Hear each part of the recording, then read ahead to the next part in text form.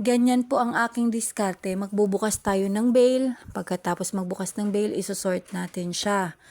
Depende po sa gusto ninyong meron kasing goods na goods, tapos meron may sira o kaya pang ayusin. Ayan, sort natin yan. At yung mga hindi na talaga pwede mo nang itapon kasi sasakit lang ang ulo mo kapag nakita mo yung lugi mo. So, yun yung ginagawa ko. Tapon ko na para hindi rin magtambak ng basura. Pagkatapos niyan, lalaban mo yan. Lalaban mo yan, papatuyuin, tapos isusort mo ulit. Tapos saka na ako magtatahi. Minsan naman ay kung may kailangan dikitan, didikitan mo siya. Ganun lang po 'yan.